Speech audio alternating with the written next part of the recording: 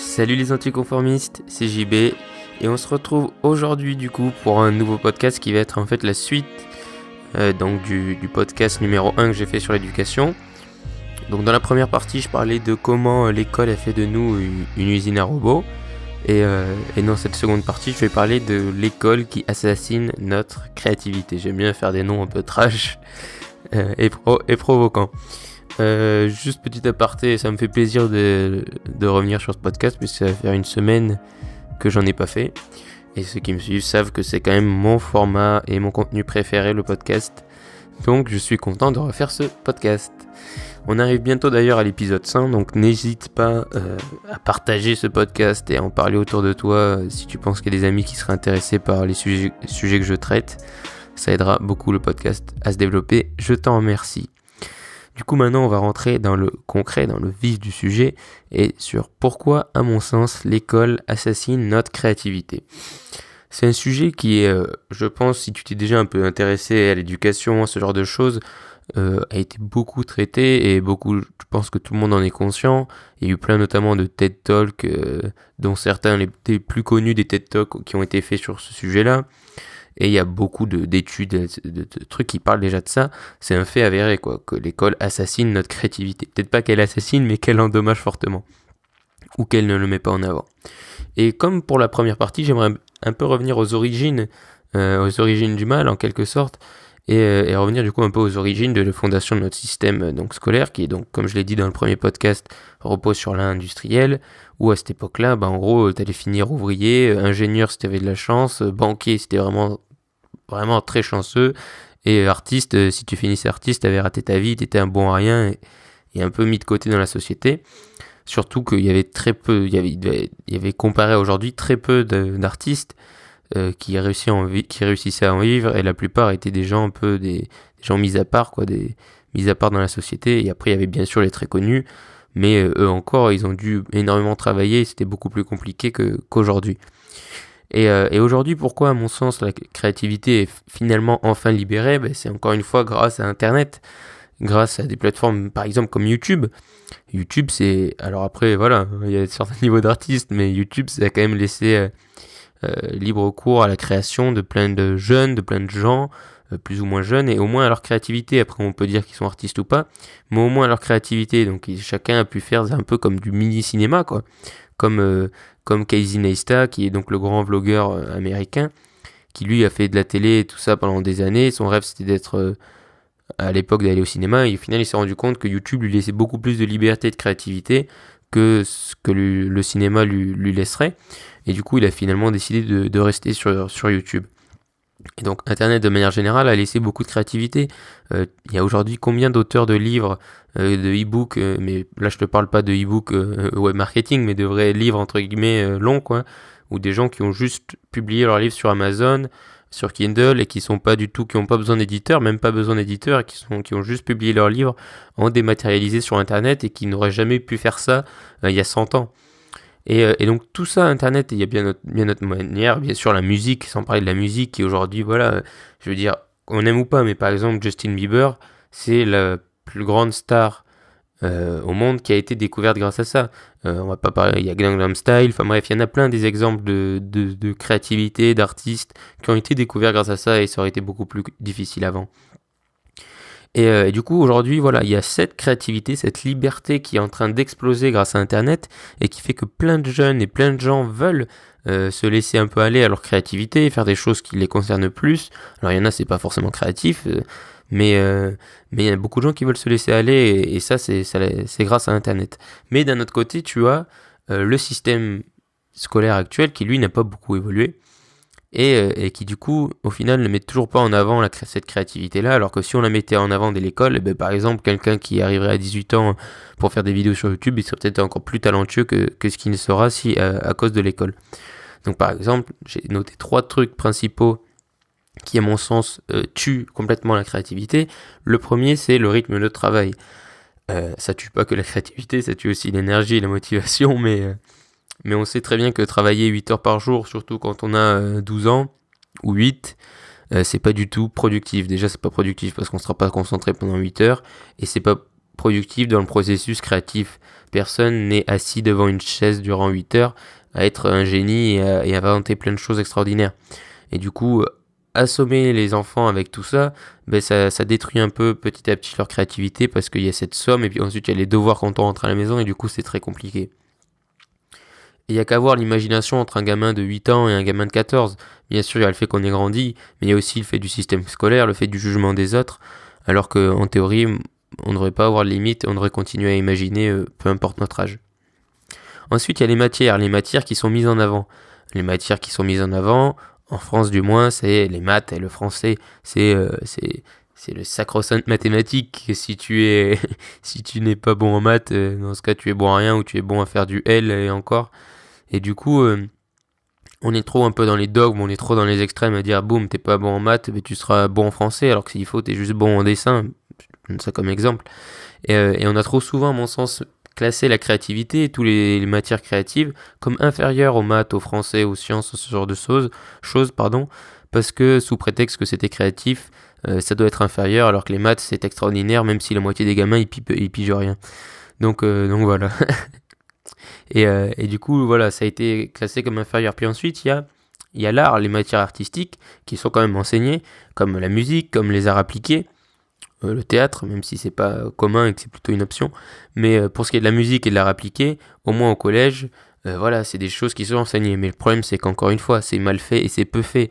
Va te mettre 1 heure de musique par semaine, 1 heure d'art par semaine. C'est pas comme ça qu'on booste la créativité.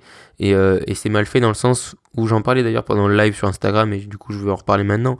Mais un autre gros problème de tout ça, c'est que on veut noter l'art. On veut noter l'art alors que le prof d'art appliqué n'est personne pour juger de la création d'un enfant ou même d'un adulte. Et à mon sens, l'art est totalement subjectif. Moi, il y a des peintures que je trouve hideuses alors qu'elles valent 10 millions d'euros, par exemple, il y en a d'autres que je trouve magnifiques. Et l'art est totalement subjectif. Et tu as le droit de détester l'art, mais on ne devrait pas avoir le droit de le noter. On ne devrait pas avoir le droit de dire ça vaut 20 sur 20.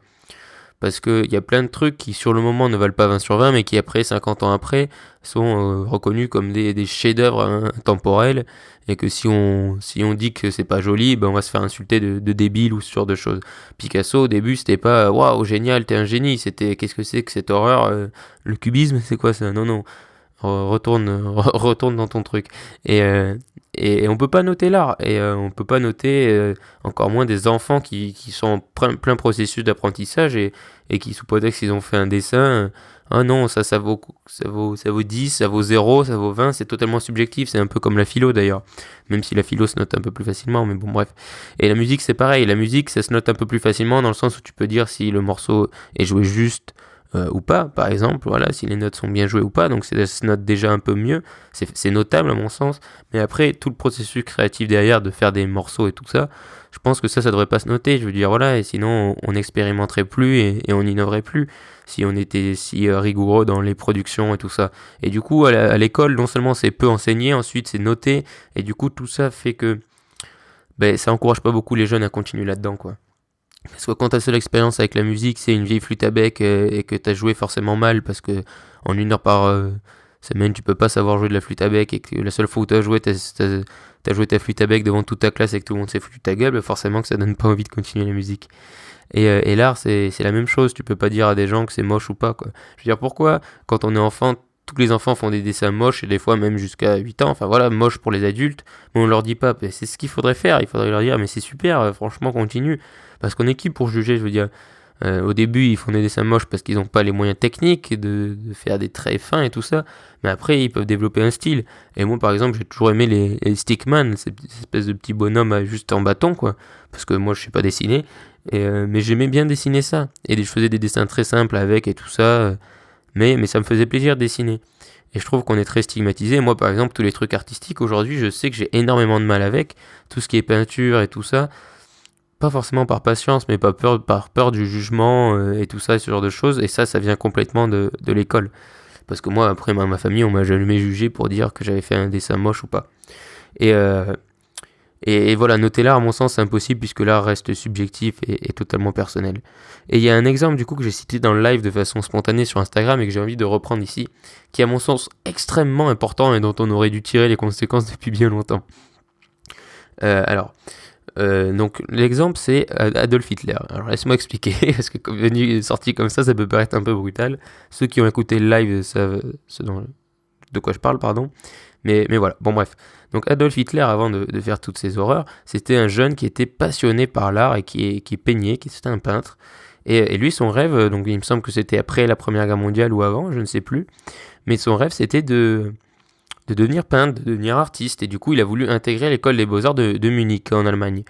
Et donc il a postulé pour intégrer l'école d'art.